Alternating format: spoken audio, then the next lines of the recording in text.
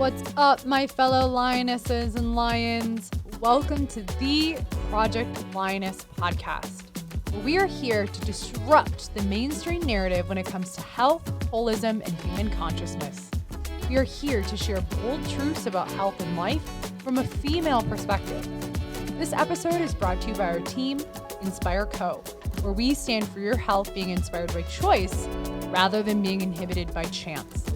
Thank you for being here and joining in on these raw, real, and powerful conversations. We hope our show brings you inspiration and empowerment to overcome challenges, reclaim your life, and ultimately pursue your mission with power, purpose, and play. Now, let's get into the episode. Hello, everyone. Welcome back to the Project Lioness podcast. This is your host, Dr. Mel, and today I'm joined by one of my favorite people on the planet, Clay Mosley, and he is here to embark some wisdom of you all to you all on the Project Lioness podcast. So before we get into Clay's story and his journey of entrepreneurship and personal growth, let me share a little bit more about Clay and what he's all about on this planet. So astronaut, wizard, spaceship pilot, Taylor Swift groupie. These are all professions that Clay wishes he was, but instead he settled for entrepreneurship. Clay Mosley was fired from almost every job he ever held. For the next 10 years after college, Clay hopped from job to job, getting fired from each one. But it wasn't for being lazy or not good at his job. He wasn't traditional, so the corporate jobs didn't work for him. After realizing he was unemployable, he started a digital marketing agency in February of 2015. Clay takes a completely unorthodox business approach that has allowed him to start and grow 3 different 7-figure businesses in just a decade of entrepreneurship. And there's more where that came from, my friends. So welcome, Clay, to the podcast. Thanks for having me. Super excited to be here. Yeah. For those of you who don't know, Clay and I go way back. I'm trying to think of the first time we crossed paths. It had to have been when I was just graduating chiropractic school in 2016, stepped into my business in 2017. And I was going to say 2018, I think. That sounds about right. Yeah. Yeah. So Clay's been in my world for, at the time of this recording, y'all, for 7+ years. And he's one of my dear friends. We have also been clients of each other, and he's helped my business grow tremendously behind the scenes. And I'm also really good friends with Alex, his wife, who is, chiropractor as well and helps out their business. But Clay, I wanted to bring you on because you have such a unique story and so much wisdom to share. So tell us a little bit more about, your journey and, getting fired 8 times and finally finding your purpose. Oh, Lord. That is quite a bit of a journey. I went to, as soon as I graduated college, which that's a whole nother story. I wish I hadn't gone, but I went, I did the thing, and I took the first job that I was offered, and I thought I thought I was rich at the time, because I can tell you how much I made. I made $31,856.59 a year.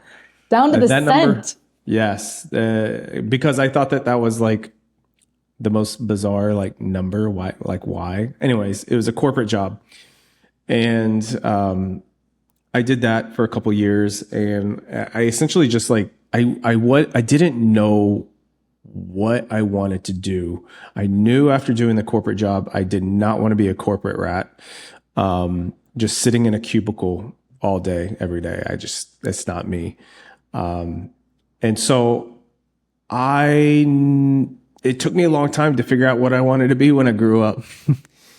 And so when I say I worked several different jobs, it was several different industries. So when you usually typically hear people work job to job, it's usually within the same industry, right? They're just moving from one company to another company, but same industry. But I didn't, because I was specifically trying to figure out what I wanted to do. So I went from insurance claims, which was my first job. And I did stay in the same industry for the first couple of gigs. I went into insurance sales, and then I went into finance, financial planning. Mm-hmm. And then after that, I kind of just went into random industries. I went from selling roofs to heating and air to construction, just general construction. I was even a fun story. I was almost. I was approved. I was approved to be an FBI agent right in the middle of that. And long story short, I was medically disqualified, but I had gotten approved, ready to go to Quantico, but didn't work out. And the last job I ever held working for somebody else, I was fired. And at that point, that was that was February 2015. And at that time, I had been like dabbling on the side, just website development stuff, just kind of self-teaching how to code and how to design. And at that point, when I got fired, I was like, I think I could do this full time. I think. And so I did. I went full time, decided to give it a go. I told myself I would give it a year. I would give it a year. And if it didn't work after a year, then I would go find another job. That's a pretty long runway, because some entrepreneurs are like, they give it a month and then they give up, which we'll talk about in a second, that mindset shift. Well, the 1 year, I would say it was a mindset thing, but to be quite honest, what it really was, that's about how much money I had saved up. That's fair. And I was like, I'm willing to burn through all this to make it work. Yeah. And very fortunate that it worked. Kind of long story short, like I ended up growing my first agency from there. So I don't know how much you want to go into that story beyond that point, but that was kind of my journey to entrepreneurship before I actually became an entrepreneur. Yeah. I remember when we first met each other and seeing you, speak on some stages and be a leader in at least the chiropractic profession and what you do and how you help businesses. That was something that I was very impressed by was, wow, this guy is not afraid to fail and is not afraid to try new things. And I think a lot of entrepreneurs would really benefit having that type of consciousness and mindset, and not afraid to go to not necessarily rock bottom, but completely like reshape yourself. So I'm curious, like in that journey from going through all these different industries, which I'm sure gives you an advantage in what you do now, right? But like in that, you've then since scaled multiple businesses and sold them. What was that journey like as you stepped into entrepreneurship, building and selling and building and selling? What was that like for you? Well, first of all, I still am afraid to fail. I don't necessarily think that goes away. That's fair. That's fair. The only thing that has changed is just my recovery time. That's a good point. It's very, very fast. But what did you ask me specifically? You asked. Well, you've scaled multiple 7-figure businesses, and not a lot of people can say that. And I know that also requires facing some demons from time to time, right? Lots of it, yeah. So what that journey was like, because, Project Lioness is all about talking about bold, raw, real truths. And we have a lot of entrepreneurs and leaders who listen to this podcast and overcoming that fear, overcoming those inner talkings and having the courage to actually recreate yourself and move towards what it is you want versus stay stuck in things that are really unfulfilling to you. So I'm trying to think of how to explain this. I do have a way of how to go through this. Like entrepreneurship is such a mind bend. It's just this weird thing where it's super exciting and fun, but also it like stresses you out big time. And so it does come down to like, can you grit it out, right? During those really, really tough times. But also it's just as important when you feel like you are successful and you're like, quote unquote, making it. It's just as important to not get stuck in that like comfort zone. Yeah. Because it's, you things fall through.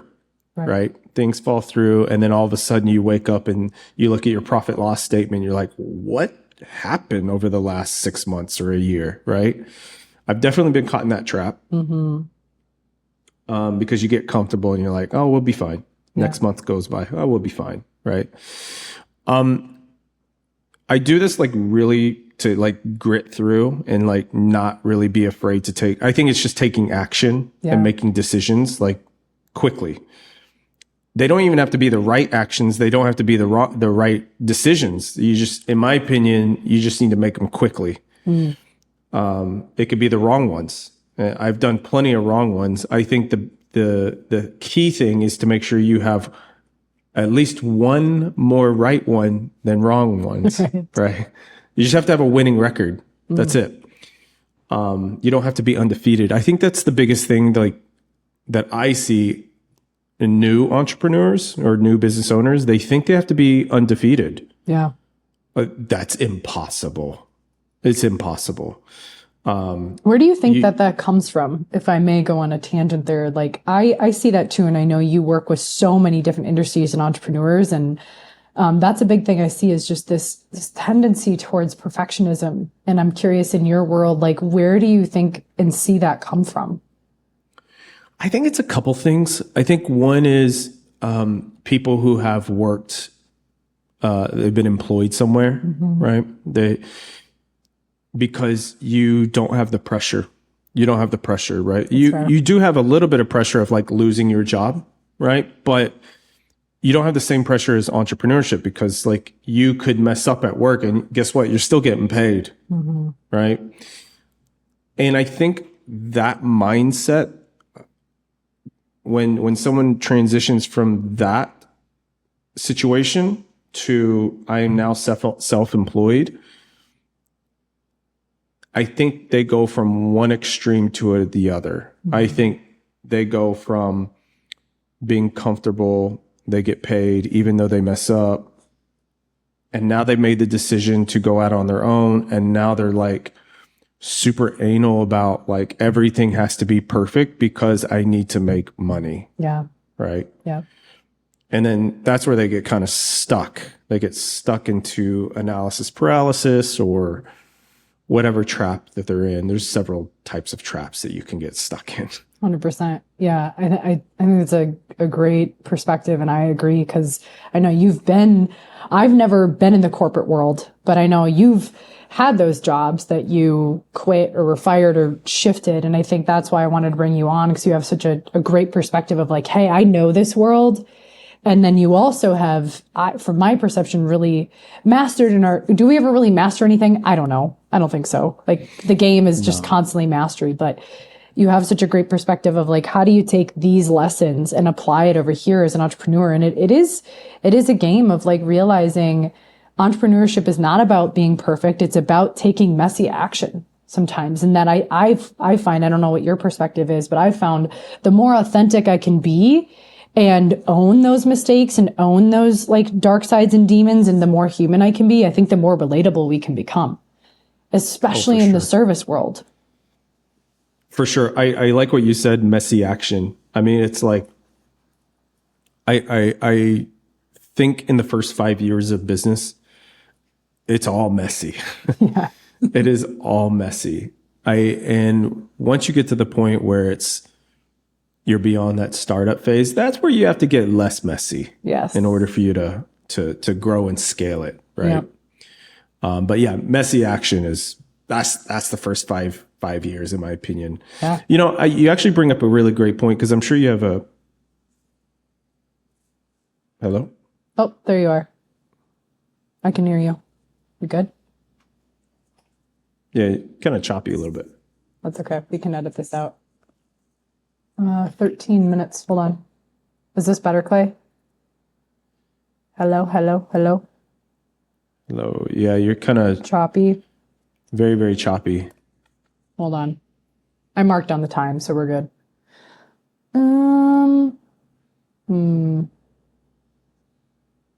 Trying to see if it's my internet or something else. I'm just going to keep talking. You sound clear on my end. Yeah. So for my end, I hear about every third word. Let me see if it's my end. I'm in my office, so it should be fine. Yeah. Well, I caught everything that you said there, so this is a fine like stopping point to edit. Okay, your audio is great now. Huh. Okay. Cool. Perfect. Okay. So, what were we talking about? so you were saying, Oh, I was going to bring up a point. yep. Yeah. So you actually brought up a really good point because I'm sure you have a lot of like chiropractors that are listening. Yes. And I see a lot of, it's super common, right? You go straight from school to just running your own thing instead of becoming an associate. So to that point of like where people like, I think in that situation where people are like, okay, let's become a perfectionist, right? Let's try to have an undefeated record.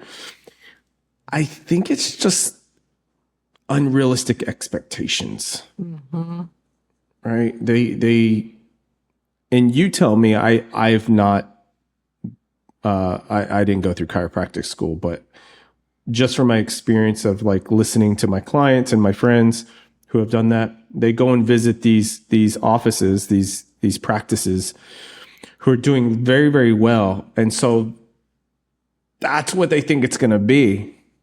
It's kind of like parenthood, you know, like if you've never been a parent, this is what Alex and I thought. We thought, cool, this baby's going to be all cute all the time. And she's just going to eat and then she's going to sleep and she's going to play. Yep. That's it. Yep. And you know this, you know, Georgia, like yeah. she's, I love her to death, but that is not how parenthood has been. So we had this unrealistic expectation. I remember I had this client who just came out of school, started his own practice. And I asked him, I said, how much revenue do you think you will do in your first year? And he told me $500,000. And I was just like, from scratch? Or are you buying one? He's like, from scratch. I was like, I'm going to tell you right now, that's pretty unrealistic. Pretty unrealistic. But I think it's like, and he thought he was going to hit $1 million in year 2. And so I think it's just these unrealistic expectations where that kind of roots from. Yeah, you could say that 5 times. It's true. That's the biggest thing I see too with the clients that I work with is it's a fantasy. And you and I talk about that a lot in our work. It's this fantasy we have because we are comparing ourselves to these people where we haven't seen them work through the dark side. We haven't seen them work through the stuff. And that's why I'm so big on like whatever I put into the world, whether it's this podcast or content, it's like, yo, here's the other side. You know, I'm like big into Star Wars and I know you love Star Wars. Like you've got to own where there's like these Darth Vader moments and like the dark side. And I mean, I have this in my new book coming out. I haven't shared this publicly a lot, but my first 3 months of building out Inspire Life, I went to the hospital because I was grinding so hard and I had such an unrealistic expectation and I was overcoming all these perfectionistic tendencies and I drove myself into a state where I needed to be admitted to the hospital.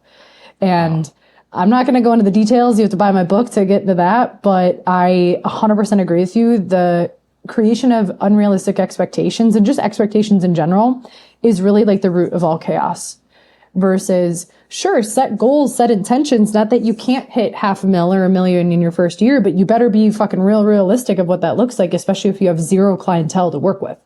Yeah.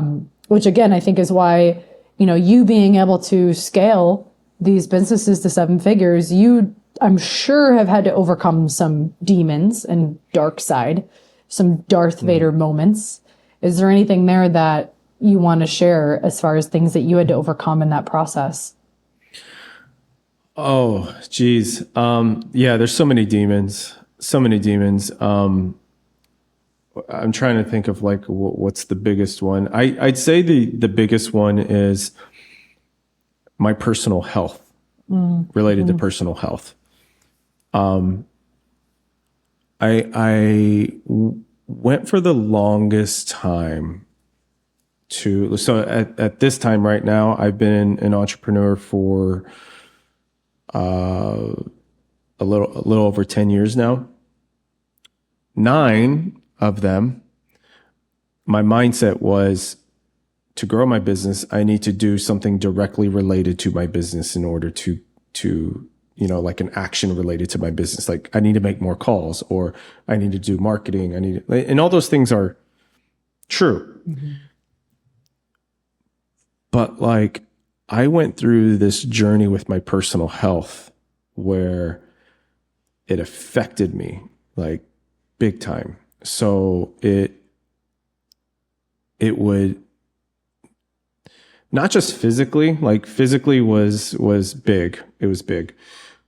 But I would say more importantly, it affected my mind. Mm-hmm.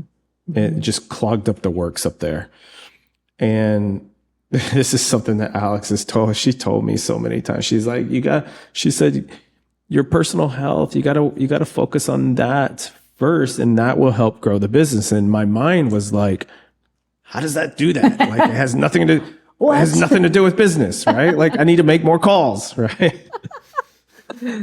A does not equal B. What do you mean? That's such like the masculine mind. Like it has to be this way. Yeah, exactly. And and I finally reached, so 2023 was like one of the worst years for me personally and business wise. I was basically couch ridden. I don't mind sharing this. I had really bad like gout flare ups, to where I couldn't do nothing. I had to sit on the couch all day, or lie in the bed. And I got 16 major gout flare-ups that year. 16. And if you could do the math, my gout flare-ups lasted, whenever I would get one, it would last from anywhere from a week to 2 months. Wow. So I got 16. So I was popping steroids pills like all year, and just to tolerate the pain. Anyways, that was like that was the worst year for me personally. That was the worst year for me business wise. And then I reached rock bottom. That was my rock bottom. And I very unfortunately it had to take rock bottom for me to finally actually do something about it. And tell Alex that, yes, you're correct. Oh, gotta love when our pride is humbled. Oh yeah. And I'm stubborn as hell. So I feel you. Yeah. And so I finally got my health in order, and things just opened things up big time. Yeah. In a great way. So that's probably my biggest demon, I would say, that I had to work through. Yeah. I think you make a good point, Clay, because a lot of people, when they're in business, they think of things so linearly if they haven't been given an opportunity to realize it's such a holistic experience, because you are the center of the thing you're creating, whether it's your business or influencing your team. And so, of course, if people can start to open up their consciousness and see, well, if I'm not well, then that energy ripples into the things I'm creating. And what a wake-up call to be like, okay, yep, I see the connection now. So I'm curious, in that journey, in your recreation of yourself and metamorphosis, what were some of the things that you did to not only regain your health, but I know now Go Lioness, your business is really expanding and taking off. What were some of the things on the personal side that you started to look at to help you create that connection? So are you asking like, what are the steps I took to actually like turn myself around? Yeah. I mean, there's the straightforward things. I changed my, first and foremost, I left some context out. In that entire year, I tried to manage it myself completely. Sure. With no meds. When I say no meds, I was popping the steroids as a reactive thing. Right. But I didn't do anything. I tried to just like control it myself. I tried to figure it out. But like the first thing I realized was I needed help. Needed help. And so I'm one that I don't like to take prescription drugs if I don't have to, right? But I will if I need to. And so the first thing that was, I need help. So I actually went and saw a like a rheumatologist and got on some proper medication with the intent of I will change my lifestyle over time in order to maintain this, but I just needed to get to a point where I could actually live. Yeah. Right. Could be because 2023, I mean, Georgia was 2 years old, 3. Yeah. And I was not able, like, sure, it affected my business, but the biggest thing that it hit for me was I could not be a husband. I could not be a father. And it just broke my heart. Yeah. Right. So I just needed to get to a point where I could live, right, on a day-to-day basis and do normal things. So I got on a proper drug, I don't know, what do you call it, plan. Yeah. And I've been slowly but surely tapering off of those and that's the second thing is I changed my diet, my nutrition. But here's the really cool thing. I started doing things to help with my stress in a way that I would say most men don't. I did hit the gym, right? A lot of guys do that. But one of the things I started doing was like breath work, meditation, and working with you, right? Working with you and working on some things that I think are just like pretty rooted inside me that kind of like, it's kind of one of those things where if it lives up here and I'm constantly thinking about it, it's going to block other things. Absolutely. And so I've been working on clearing those things out. But yeah, those are the steps that I've been taking the last couple of years. Yeah. Yeah. And I think, thank you for sharing that and being vulnerable. I think it takes a lot of courage, especially I think, male entrepreneurs, I find there's such a stigma of you have to have it all together. And, I know being a dad and being a husband are like super high values to you. And I think there's a lot of men who feel that way where there's so much pressure sometimes and their body and their mind is crumbling on the inside. And so it takes a lot of courage to be like, you know what? I'm going to start taking care of my physical well-being, my mental, emotional well-being. Many of you know I do a lot of that clearing work with people who are listening to this because it's all connected, right? If we've got rumination happening in the mind, that absolutely shows up in our relationships, our body, our health, and it's that interconnection piece. So just acknowledging you, Clay, for being a leader in that. And it doesn't mean that for those of you, if you are male or you have men in your life, it doesn't mean it makes them any softer or emasculates them. I think it balances you out where you can own more of your power as a male and own that masculine energy and also not be ashamed that like, hey, men have struggles too, right? So I don't know if there's anything more you want to add to that, but that's just something I see happen a lot with, and I've seen my brother go through this too, right? Like he's hit rock bottom in certain ways and he's like, all right, I got to focus on me and my health and being the best dad now that he's a dad as of, 2 weeks ago. Almost 2 weeks, but it's a real thing. Yeah. So anything to add for the men out there in regards to that?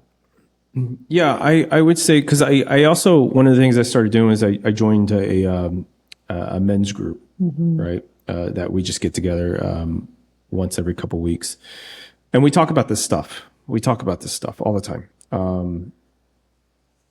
And I think it's important that so I'm talking to the guys here. I think it's important to have other guy friends where it's more than just drinking buddies, right? Quote unquote, watching a football game or whatever. Nothing against that. Just you need more than that, right? I think it's about vulnerability and also taking the steps to personally grow to be able to handle these tough situations where you don't default to numbing activities, right? Actually being proactive and not reactive. So, yeah. Yeah, it's wise. What have you found as a result of working on these personal things, body, mind, community, social, consciousness? What have you found have been some of the results and outcomes that you've experienced since doing that? I mean, you kind of started, you said more 2023, taking it seriously, 2024. Yeah, at the beginning of 2024. Yeah, so it's been almost 2 years at this point. The biggest thing that I've seen is, if kind of the TLDR version is, I'm seeing all of the parts working together the way they're supposed to. So what I mean by that is, like, we all have these different parts of us personally, right? We have the business side, we have the business mind, we have the family person, we have personal health. There's different parts of us, right? But like each person has a different allocation of how much focus goes into each one of them and how they're connected, or lack thereof, I would say. Yeah.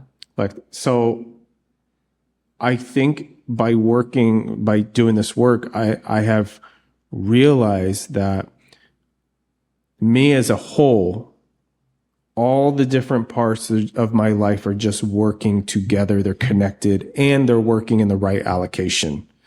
And that produces a much, much bigger output versus going all in on one of them, right? Like before I was all in on like business.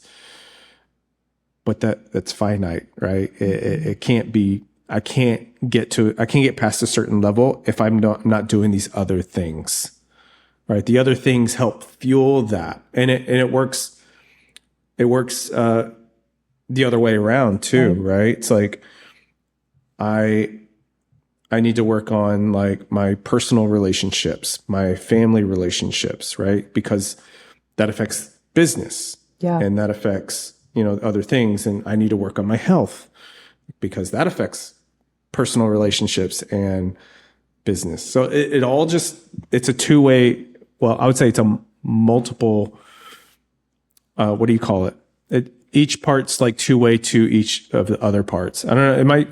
I see making more. Any sense? You are making sense to me because I teach you this stuff, right? And that's how I know you all operate. Your business is the holistic marketing side, but I see a web, right? If these are all of our, if these are all of our areas of life, which I talk about the 7 areas of life, like that's something that we've been working on. Is like, how does you working on your health and your family impact the business and link to the business, even when you're not doing business things, right? And we create these new neural connections in the work that we do so that you're not just thinking, oh my gosh, I have to be working on the business to grow the business versus like, wait, when I'm actually being a better husband or a father or working on my health, I can see how that automatically links to being a better leader for my team, which then could lead to more sales, right? Or people being more attracted to your work. And that's, I think, gold what you're speaking to, because so many people are living in these compartmentalized lives.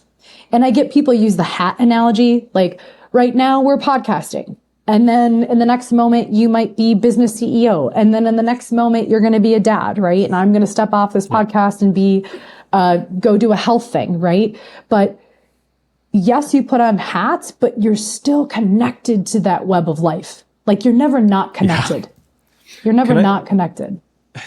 Can I give a very simple real life example? You're good at distilling down the craziness in my mind to like, that's why I've hired, by the way, Clay and his team just to speak to this, and I'll pass you the mic. You said something earlier of like the messiness, and that was something I really had to overcome in business, was like being afraid that people would see my messiness because I have such high standards, and that's been my whole freaking life.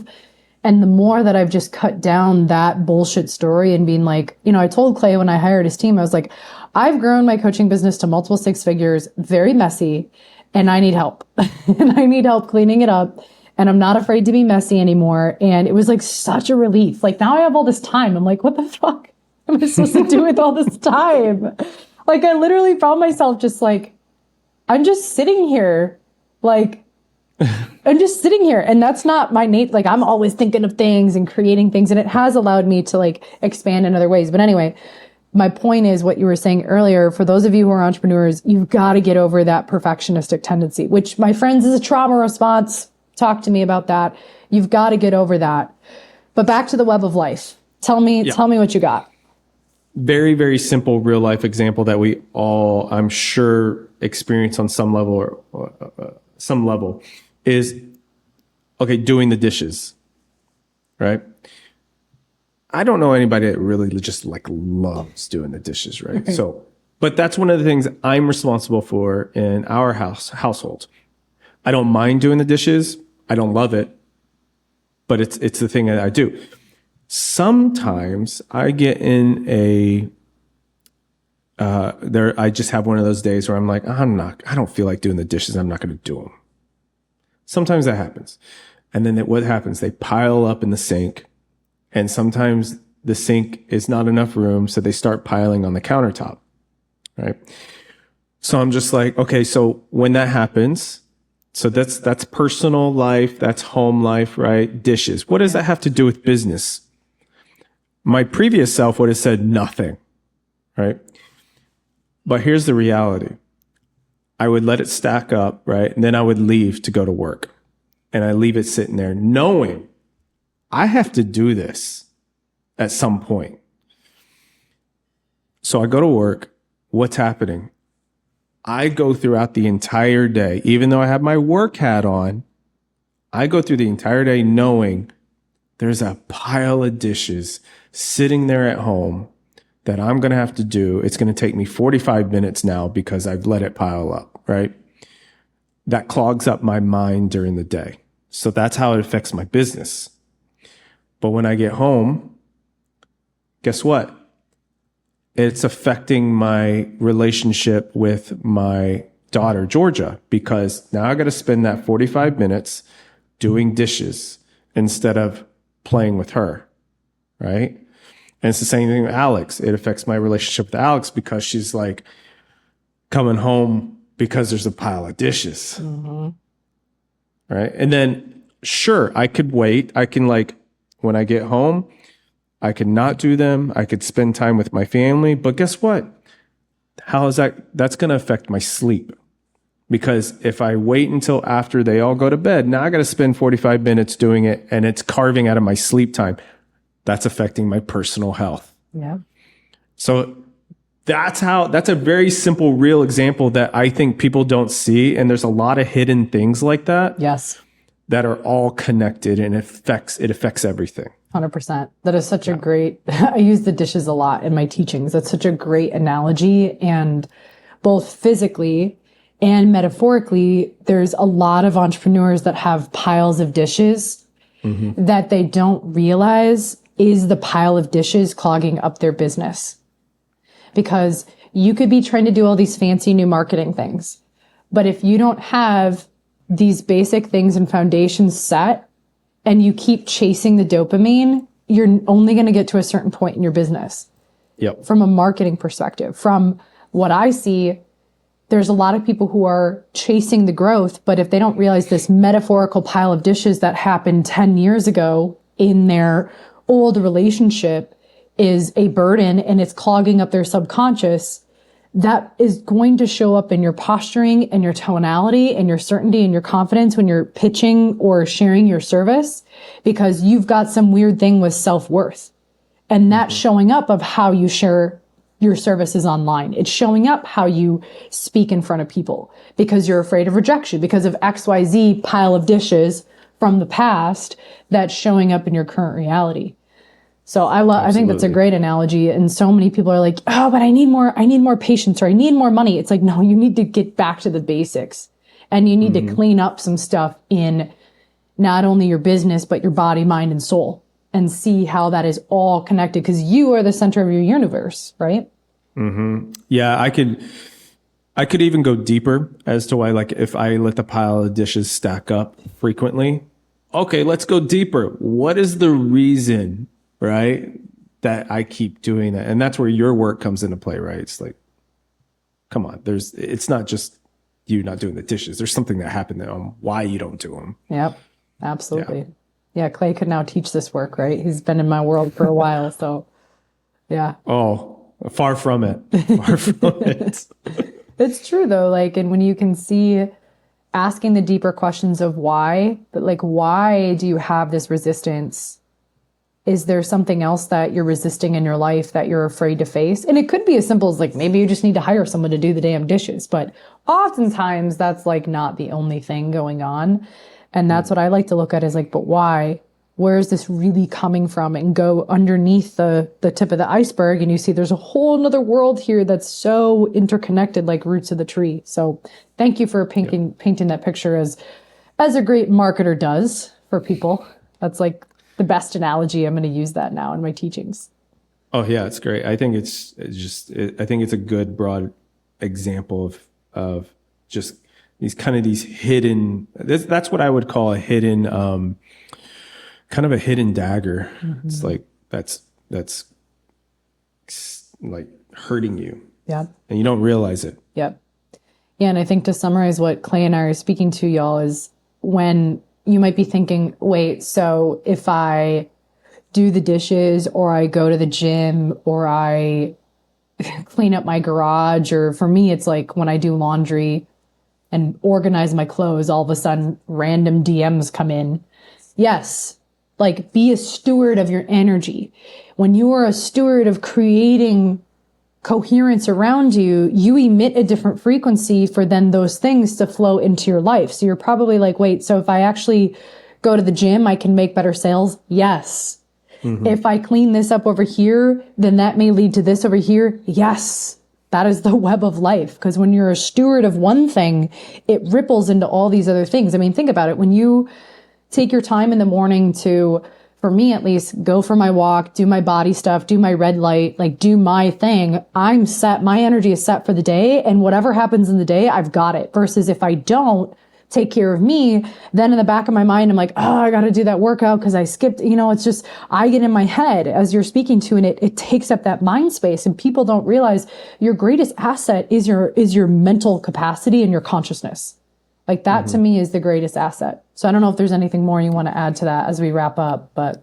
Yeah, I think it's, every single person's designed differently, right? Like as far as like headspace. And I think with inside of our heads, we just have a finite amount of things that we can think about. And so if you have like a garage full of stuff, or if your dishes are piling up or whatever, right? If you have all these things, like, those are stuck in your head and you don't have enough room for anything else. And I think that's why people's focus gets lost, right? Yeah. Because they're thinking about these other things. And it's funny because you mentioned how also doing things in a certain order can affect your day. For you, it's having time. What did you say? You said you have time for yourself, like doing the red light, doing some walking outside in nature. Yep. So for me, it's the opposite. Like I always hear this, especially in like my men's group. I would say almost all of them start their day with like meditation or like a run or a walk or something like that. I'm just making this point because I think a lot of people they're different from other people. Yep. And you always hear this thing all the time, like go for a run, go do meditation, do breath work. Like very first thing in the morning, I tried it. Didn't work for me. And here's the reason why. I have like this, I think about business all the time. And so I have this weird thing in my head, and maybe this is something you and I need to clear out, right? But as soon as I wake up, where I want to go is I want to hurry and get to the office as fast as I can to get straight to work, right? So I started doing this thing. I now wake up at 5 a.m. every morning. Before anybody wakes up in my house, I go straight to work. I don't do meditation. I don't go for a walk. I don't do anything. I make a cup of coffee. I go straight to work. And I work for 2 hours. And then as soon as 2 hours, like 7 a.m. comes around, that's when Georgia's waking up. That's when Alex is waking up. Cool. I am in a much better mind state of like getting everybody ready in the morning, getting a routine, not feeling rushed, not trying to rush my family out the door so I can get to the office because my mind is already like kind of satisfied for the day. Yep. For the morning, I should say, because I feel accomplished. Yep. Work from a work productivity. And so like that's what works really well for me. Yeah. I'm glad that you mentioned that because that is what I coach is do the thing that's going to inspire you. And I think there's so many people that are like, well, it has to be like 10 minutes of meditation and then 10 minutes of breath work. And I'm like, dude, if you're waking up with crazy, amazing ideas, get that laptop going and like create. Because if it's inspiring, that's what I care about is, and my routine actually shifts. Sometimes I wake up too when I was writing my book. I was just like waking up and super inspired to work on my book. Or when I was coming up with different programs, I would wake up, do the same thing, maybe do like a quick little lap to get my like blood flow going and then have my cup of coffee and just create. And I think for women, I found it's very cycle dependent. So when I'm in like the first half of my cycle, I might be like, have way more energy to just jump into creation mode. Later half, I might kind of have a little bit slower morning and then jump in. But I think I'm glad that you mentioned that, Clay, because I think so many people get caught up in like, I don't have this morning routine. I'm like, whatever is going to inspire you that morning is the first thing you should do. Do you like learning? Do you like running? Do you like creating? Do you like playing with your kids? Do you like breath work? Do you like whatever it is? But that requires the person to know who they are and to know their values. So I used to totally be that person that was like, it has to be this way. And then I was like, but what if I'm more inspired to work on a project versus go on a run? I don't know. Like do the thing that's going to inspire you is my point. So I'm glad that you mentioned that. And it could change too. It could change, you know, like I used to be a person like this 5 a.m. thing started this year. Yeah. So I've been doing it for several months now, but I before that, I was a 10 a.m.er. I slept in, I woke up without an alarm and that was just how it was. I would not go to bed until 2 a.m. And I was one that said, I'll never be a 5 a.m. Never. Now look at you. Yeah. It's just changed. Changing. I love it. Yeah. Do the thing that inspires you, right? Well, as we wrap up, my friend, is there any other last words of wisdom that you want to share with our listeners if they're entrepreneurs and maybe starting their business or they're feeling some of those demons pop up? Any words of wisdom that you want to invoke upon them? There's lots of things I could say, but probably the biggest thing I could say just for time's sake is take care of yourself first, whatever that means. Take care of yourself first. And everything else will fall into place. Love that. Wise words. Where can people find you if they are really needing some help in growing their business, marketing wise, having a holistic marketing team? The best place is just go to our website, golioness.com, GOLINUS.com. Yes, not my Lioness, y'all. Different Lioness. Lioness and Linus. Linus, yeah. Cool. Yeah, definitely check out their work, y'all. It's been really fun to work with them and I'm super excited and they've helped me already just put some organization into what I've been building. So watch out. Things are going to be happening in 2026. Cool. Well, thank you, Clay, for being here. Thank you for sharing your wisdom to all of our listeners. If there was something in this for you, please share it. Please share it. This podcast gets out there because people share it. There's something that really sparked within you. Share it with someone who might be struggling or looking to expand their consciousness when it comes to taking care of yourself as an entrepreneur and beyond. So with that, I wish you all well. Thank you for tuning in. And as always, peace, love, and keep inspiring. Bye. Thank you for joining the Project Lioness podcast. Did you find value in today's episode? Help us impact the lives of others by sharing this podcast with someone you know who would resonate and benefit from the Project Lioness message. Excited to hear more? We invite you to subscribe on whatever platform you're tuning in on.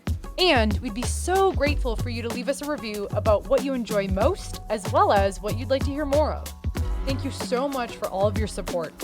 Sincerely yours in power, purpose, and play. Dr. Mel with the Project Lioness podcast. Keep rising, keep roaring, and keep inspiring.